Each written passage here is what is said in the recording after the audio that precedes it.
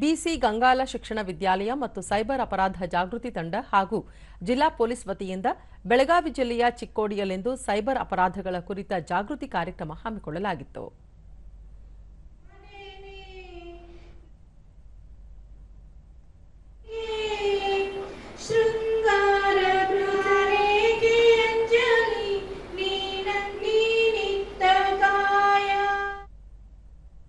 Cyber ಅಪರಾಧ ಜಾಗೃತಿ ತಂಡದ ಅಮಿತ್ ಮೌಳಿ, ಇತ್ತೀಚಿನ ದಿನಗಳಲ್ಲಿ ಆನ್ಲೈನ್ ವಂಚನೆ ಪ್ರಕರಣಗಳು ಹೆಚ್ಚಾಗುತ್ತಿವೆ.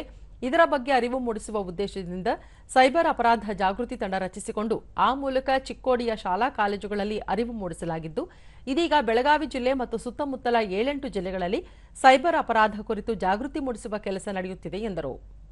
ಮಾಡ್ತಾ ಇದ್ದೀವಿ. ಇಲ್ಲಿವರೆಗೆ ನಾವು ಬಿಜಾಪುರ, ಬಾಗಲಕೋಟೆ, ಹುಬ್ಬಳ್ಳಿ, ಧಾರವಾಡ, ಗದಗ, ಹಾವೇರಿ ಜಿಲ್ಲಾದ್ಯಂತ ಒಂದು 80ಕ್ಕಿಂತ ಹೆಚ್ಚು ಕಾರ್ಯಕ್ರಮಗಳನ್ನು ಹಮ್ಮಿಕೊಂಡು ಅವೇರ್ನೆಸ್ ಮೂಡಿಸಿರ್ತೀವಿ. ತಂಡದ ಮತ್ತೊಬ್ಬ ಸದಸ್ಯ ಆನಂದ್ ಮಾಳಿ, ಜನರು ಹೆಚ್ಚು ಸೈಬರ್ ವಂಚನೆಗೆ ಒಳಗಾಗುತ್ತಿದ್ದಾರೆ. ಅದರ ಬಗ್ಗೆ ಅವರಿಗೆ ಅರಿವು ಮೂಡಿಸುವುದು ಹಾಗೂ ಸೈಬರ್ ವಂಚನೆಗೆ ಒಳಗಾದಾಗ ದೂರು ನೀಡುವುದು ಸೇರಿದಂತೆ ವಿವಿಧ ವಿಷಯಗಳ ಕುರಿತು ಮನವರಿಕೆ ಮಾಡಿಕೊಡಲಾಯಿತು ಎಂದು ಹೇಳಿದರು. ಒಂದು 8 ಡಿಸ್ಟ್ರಿಕ್ಟ್ಗೂ ಈ ಪ್ರೋಗ್ರಾಮ್ ಅನ್ನು ಕೊಟ್ಟಿದ್ದಾರೆ, ಎಲ್ಲ ಸರ್ಕಾರಿ ಸಂಘಗಳು ಆಫೀಸ್ನಲ್ಲಿ. ಸೊ ಹಾಗಾಗಿ ಈ ಪ್ರೋಗ್ರಾಮ್ ಅನ್ನು ಎಷ್ಟು ಜನ ಅಟೆಂಡ್ ಮಾಡಿದ್ದಾರೆ ಎಲ್ಲರೂ ಹೇಳಿದ್ದಾರೆ. ಈ ಪ್ರೋಗ್ರಾಮ್ ಕೇರ್ಫುಲ್ ಆಗಿ ನೋಡಿದ್ದೆ ಆದರೆ, ಎಲ್ಲ ನಾವು ತಿಳ್ಕೊಂಡಿದ್ದೆ ಆದರೆ ನಾವು ಸೇಫ್ ಆಗಿರ್ಬೋದು. ವಿದ್ಯಾರ್ಥಿ ಭಾವನಾ ವಿಕ್ಕೇರಿಮಠ, ಸೈಬರ್ ಅಪರಾಧದಂತಹ ಪ್ರಕರಣಗಳ ಕುರಿತು ಜಾಗೃತಿ ಮೂಡಿಸಿದ್ದು ಉತ್ತಮ ಬೆಳವಣಿಗೆ ಎಂದರು.